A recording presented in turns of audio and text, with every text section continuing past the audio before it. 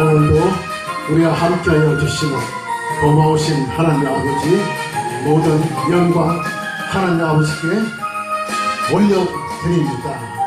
아멘.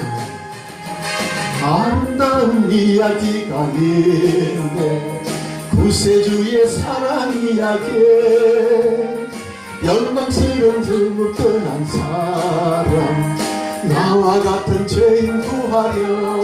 할렐루야. 주님의 그 사랑은 정말 놀라워, 놀라워, 놀랍네. 오, 주님의 그 사랑은 정말 놀라워. 나를 위한 그 사랑, 넓고 넓은 우주 속에 있는 많고 많은 사람들 중에 구원받고 사랑받고 믿고 주의 사랑받고 산다네. 할렐루야. 주님의 그 사랑은 정말 놀라워, 놀랍네, 놀라워. 주님의 그 사랑은 정말 놀라워. 나를 위한 그 사랑, 사람들은 이해할 수가 없네. 주를 보는 하나님 사랑, 이 사랑이 주를 살게 하네. 갈보리의 구속의 사랑. 할렐루야. 주님의 그 사랑은 정말 놀라워, 놀랍네, 놀랍네. 오, 주님의 그 사랑은 정말 놀라워. 나를 위한 그 사랑. 할렐루야. 감사합니다. 우리 목사님 발언 예수님입니다.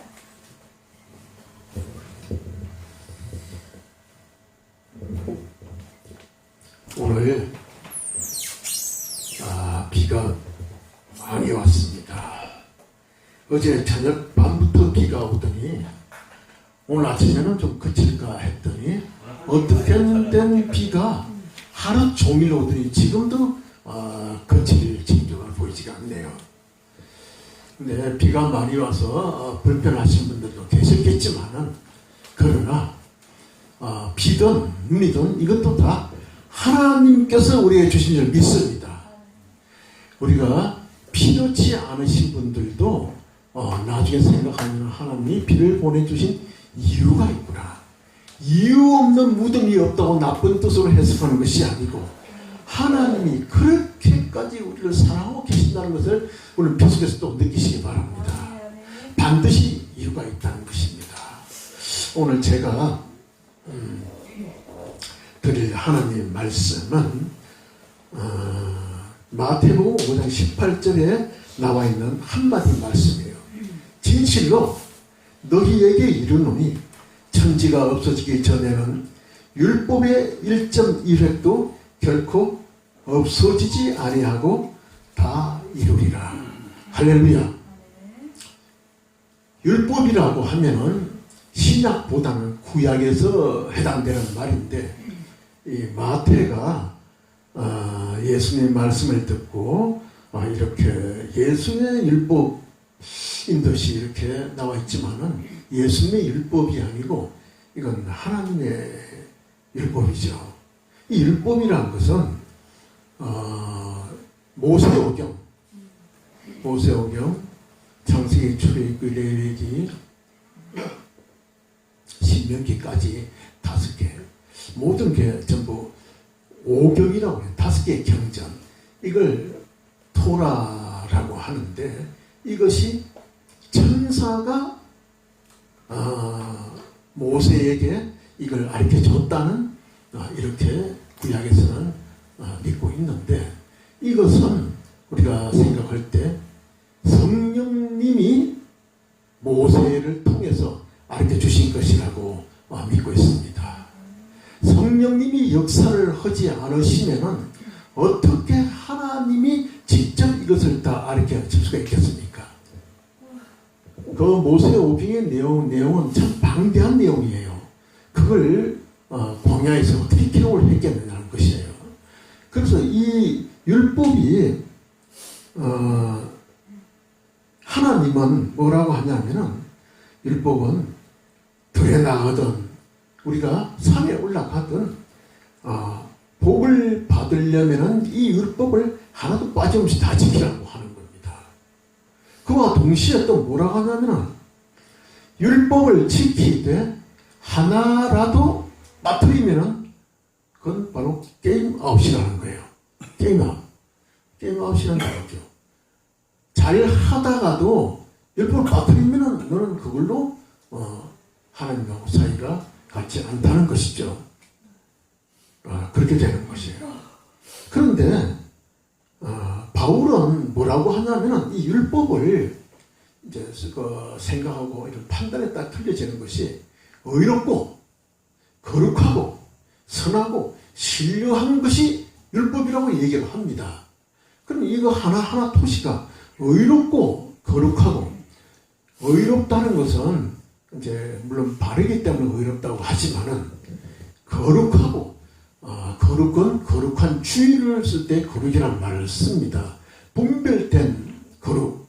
그래서 선하고 신령한 법이다.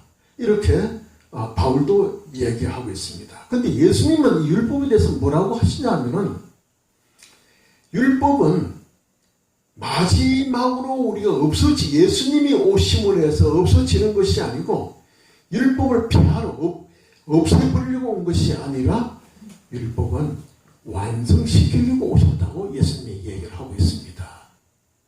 그러니까 이 율법이라는 정의가 다 틀린데 율법을 그럼 하나님이 사람이 지키지도 못하는 율법을 무엇 때문에 만들었을까요? 율법을. 그것은 우리 인간들은 이 죄성에 의해서 태어나 있고 죄를 몸에 배어 있기 때문에 어떤 굴레를 씌우지 않으면 그건 정말 고삐 불린 망아지같이 마음대로 갈 수가 있다는 거예요. 그래서 지키지 못할 율법, 그러나 그 지키지 못할 율법을 생각하지 말고 굴레를 씌워버린 거예요. 사람들한테. 누구한테? 유대인들에게. 유대인은 하나님이 택하신 민족, 선택된 민족, 선민이라고 하죠. 선택된 민족한테 목에 굴레를 씌워버린 거예요. 뭘로 굴레를 씌우면? 율법이라는 걸 줘가지고 이것을 다 지키라고 했어요. 하나님은. 정말 기가 찰 노릇입니다. 이 율법을, 그 방대한 율법을 다 지키라고 한 거예요. 그러다 보니까 구약에 있는 유대인들 중에서 그래도 참 정말 하나님과 가까워지려고 하는 사람은 이 율법을 지키려고 노력을 무진장 했습니다. 율법을. 그런데 어차피 지킬 수가 없는 율법이기 때문에 그들은 중간에서 다 지쳐 쓰러지고 만 것이죠. 그게 그나마 그 율법이라도 있었기 때문에 유대인들이 거룩해지려고, 하나님 말씀을 들으려고, 하늘에 올라가려고 이렇게 생각을 한 것이, 그나마 그거라도 없었으면 어떻게 됩니까? 유대인이 가장 이 간악한 민족이라고 해요. 전부 다 지 마음대로 떠나버렸을 것이에요. 하나님이 자기들 구해준 은혜도 모르고 그렇게. 그 뭡니까? 잠깐 모세가 산에 올라간 틈에 따라서 금송아지 만들어가지고 그냥 춤추고 그냥 노래하고 했잖아요. 요즘에 우리가 부르는 이 찬양이 아니란 거예요. 그때는 그 형이 누굽니까? 아론이죠. 아론이 사람들 불러가지고 춤을 췄을 때, 노래하고 있을 때 여러분들은 어떤 춤이라고 생각 한번 해보셨어요? 상상을? 뭐라고 췄을까? 소리를 뭐라고 질렀을까? 이걸 생각하면은 요즘에 사람들이 방탕해가지고 술 먹고 노래하고 온 흔들고 쓰러지고 하는, 이건 유도 안 된다는 것입니다. 완전히 이건 하나님이 있는 것이 아니고 바로 금송아지 귀신을 숭배하는 행사이기 때문에 어떻게 했겠습니까? 요즘에 사람들이 춤춘다고 해가지고 귀신을 숭배하는 게 아니란 말이에요.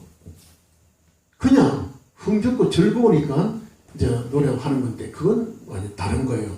그래서 얼마나 많은 사람이 멸해졌습니까? 그래서 율법은 바울이 결론을 지은 거예요. 결론은 지은 말이죠. 행함으로서 받는 것이 아니고 예수 그리스도의 믿음으로서 그 율법이 행해진다고 그렇게 얘기를 합니다. 바울 사도는 애초에 예수님 밑에서 같이 이렇게 같이 공부한다든가 같이 행함을 받은 사도가 아니죠.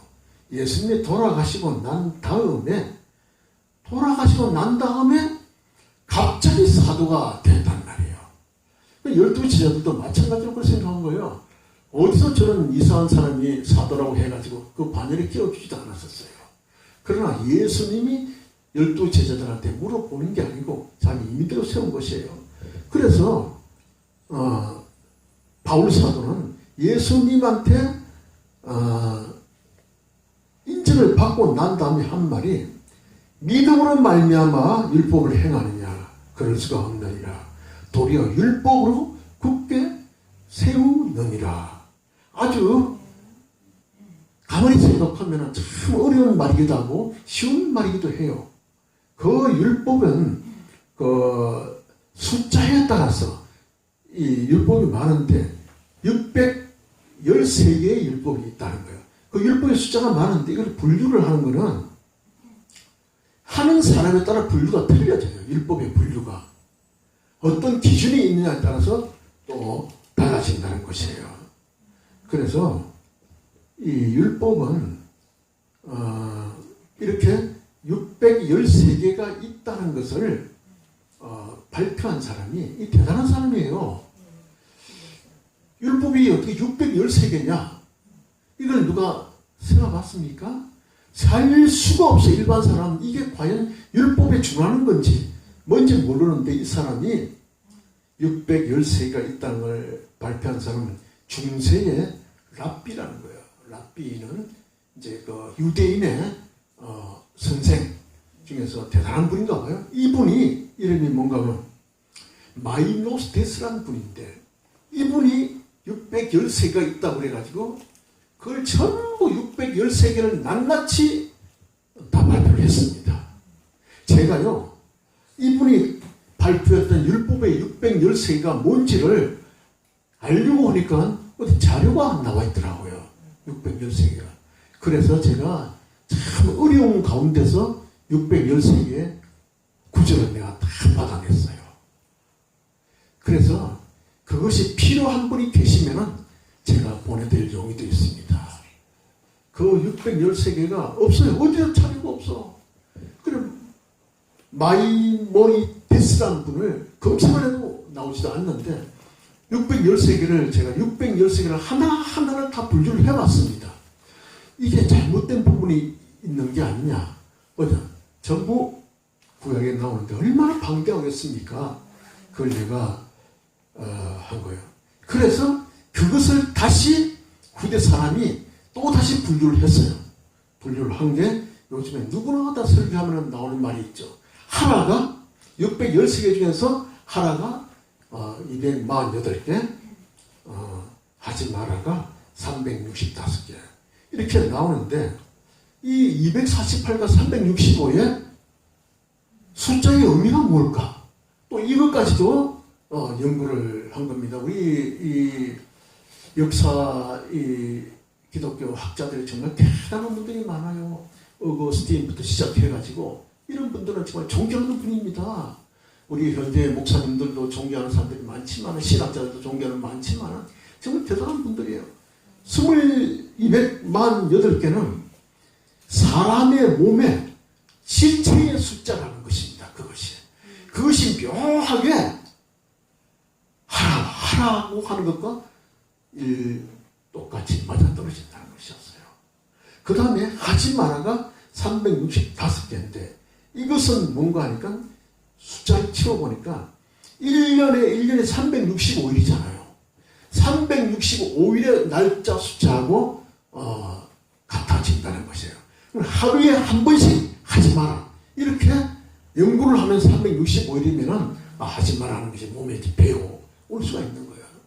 이런 것을 발표를 했으니 정말 참 엄청난 분이십니다. 우리는 지금 와가지고 예수님 가시고 나서 2000년 이후에 이제 이렇게 참 앉아서 이런 공부를 하게 되고 알게 되니 정말 행복한 민족입니다. 우리는 아멘. 또 행복한 종들이고 행복한 사역자들이에요. 아멘. 이걸 연구한 사람들의 이걸 받았으니 우리가.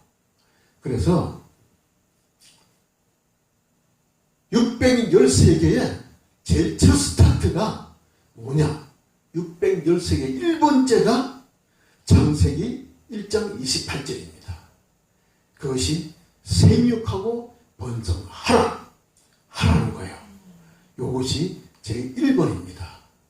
그 다음에 제일 마지막에 613개가 뭔가 하면은 신명기 31장 19절에 율법을 써서 간직하고 있어라. 이게 마지막이에요. 요거는 맨 앞과 뒤를 제가 알기 때문에 오늘 여기서 그냥 읽어드리려고 처음과 끝만 읽어드리는 거예요. 그러나 두 번째부터 612개는 전부 제가 다 가지고 있어요. 그걸 여기서 읽어드릴 수는 없는 것이고 필요한 부분만 제가 이제 보내드리려고 하고 있는 거예요. 그래서 이러한 율법 자체가 하나님이 우리에게 주셨던 율법인데 제가 이 율법을요 하라 하지 마라를 이게 뭔 음악 소리가 나오냐?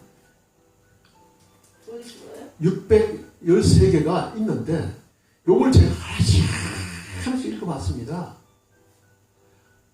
한두 번 읽어본 것이 아니고 많이 읽어봤어요.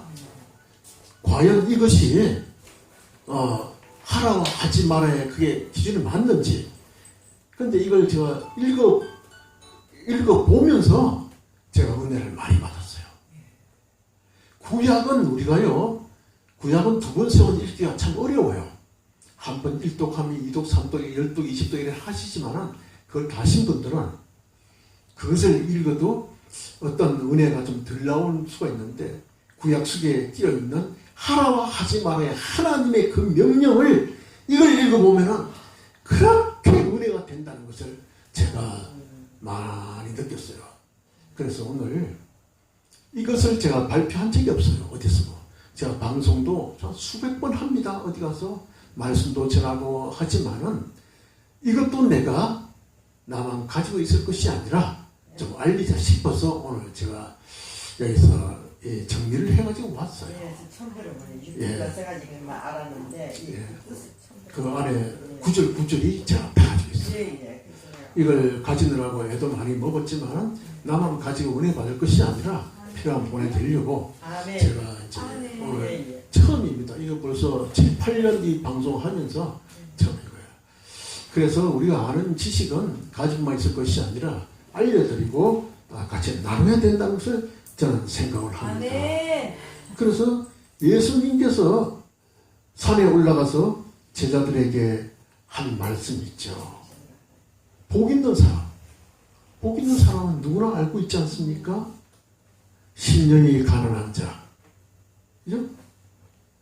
애통하는 자, 온유한 자, 의에 즐거워 목마른 자, 긍휼히 여기는 자, 마음이 청결한 자, 화평하게 하는 자, 의를 위하여 박해를 받는 자, 이런 말미암아. 그 다음에 마지막이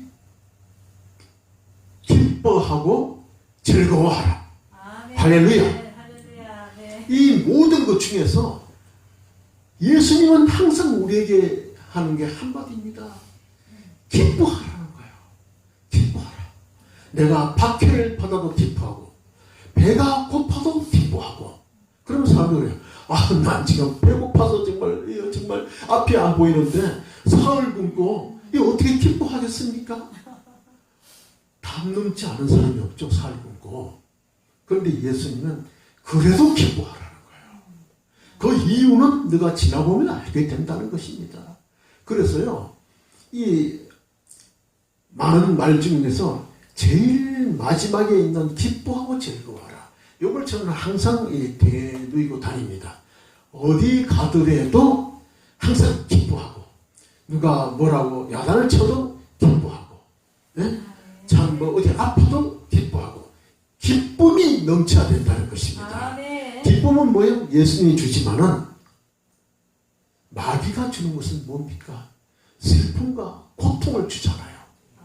그러면 기쁨이 없으면 마귀한테 휘둘릴 수 있는 근거가 된다는 것을 알고 있기 때문에 항상 기뻐해요. 항상. 아멘. 그래서 제가 이 주일 설교를 해도 저는 이런 식으로 합니다. 웃으면서 기쁨에 웃고 서로가 대화식으로 이렇게 해요. 그 속에서 예수를 만나는 것이지 아멘. 딱딱하게 1시간, 2시간 설교해가지고 딱 끝내고 통성기도 해서 뭐 기쁨이 나올 수도 있겠지만 그렇게 하지 말아요. 제 주관에 기뻐하고 즐거워하라. 아멘. 이것이 이제 예수님이 주신 사명이라고 제가 생각을 하고 있습니다.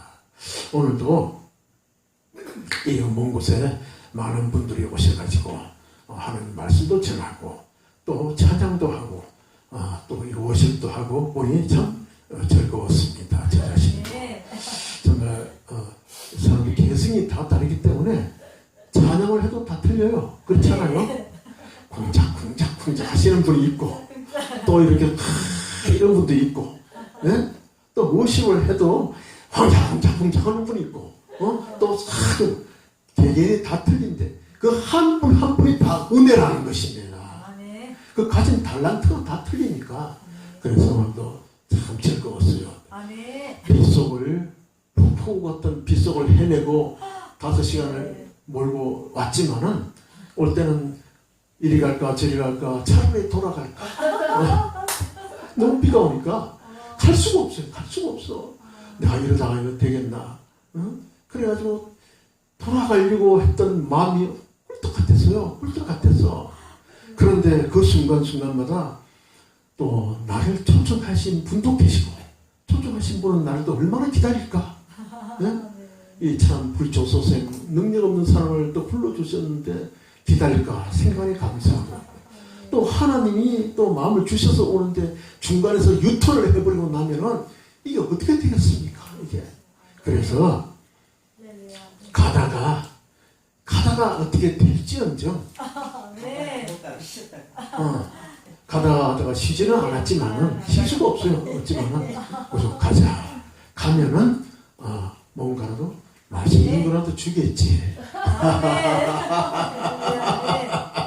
그랬어요. 그랬더니 또 맛있는 걸 준비해 주시더라고요. 제가 보람을 가지고 또 저 오신 분들도 아니까 또 반갑고 좋습니다. 아멘. 오늘 이 순간 이후로 우리는 율법의 노예라고 생각하지 말고 율법도 하나님이 주신 율법이라고 생각하고 날려주신 생각하시고 예수님의 기뻐하고 즐거워하는 우리 모든 성도님들 되시기를 축원합니다. 할렐루야.